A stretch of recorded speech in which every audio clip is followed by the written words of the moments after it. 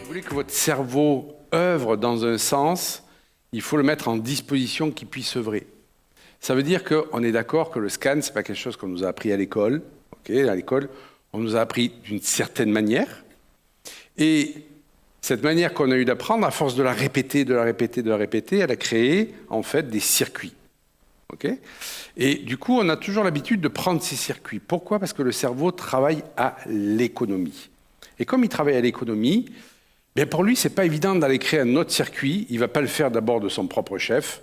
Pour lui, comme il veut économiser de l'énergie, d'accord, c'est comme maintenant, dans l'état actuel, il faut économiser de l'énergie, eh bien, il va prendre toujours les mêmes circuits. Ça veut dire que si je ne fais pas l'effort d'aller créer un autre circuit, je vais toujours emprunter les circuits qu'on a greffés chez moi, ou du moins qu'on a sollicités à l'école. Et je peux dire, ouais, mais le système scolaire, il nous a fait perdre du temps, il m'a enfermé, il m'a machin. Ouais, mais si tu fais rien, tu empruntes toujours les mêmes circuits que ceux qui ont été créés à l'école. D'accord? C'est ce qu'on appelle le formatage.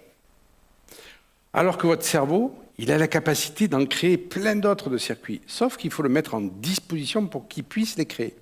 Et ce qui permet de faire cette disposition, il y a uniquement un seul facteur, c'est la répétition.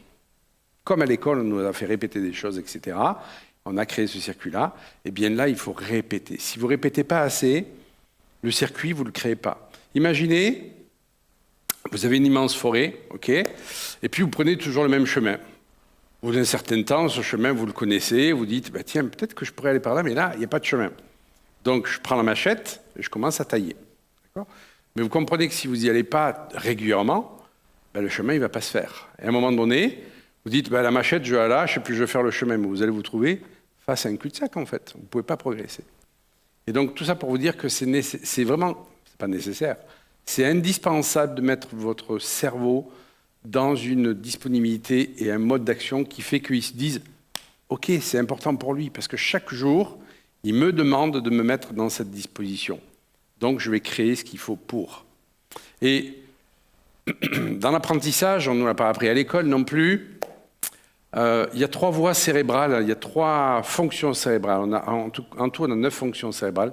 Il y a 3 fonctions cérébrales qui servent à l'apprentissage. 1, c'est la capacité à se concentrer, à se focaliser. 2, c'est la capacité à ressentir du plaisir quand on apprend, ce qu'on appelle les voies de récompense cérébrale, qui permettent de sécréter des endorphines. 3, c'est l'apprentissage et la mémoire. Si ces 3 fonctions ne travaillent pas ensemble, je ne peux pas apprendre, je ne peux pas mémoriser. Beaucoup de gens disent « mais j'ai des problèmes de mémoire, j'ai des problèmes d'apprentissage ».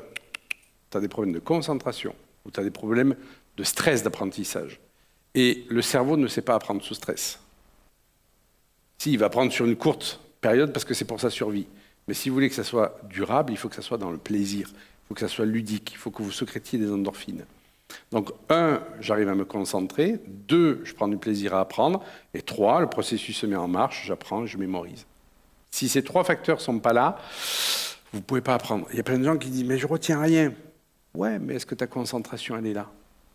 Et il y a un processus qui est que de plus en plus d'enfants ont du mal à l'école. Pourquoi? Parce que de plus en plus d'enfants éveillés, okay, et qui ont besoin de bouger pour apprendre. Et en fait, bouger pour apprendre, c'est une nécessité.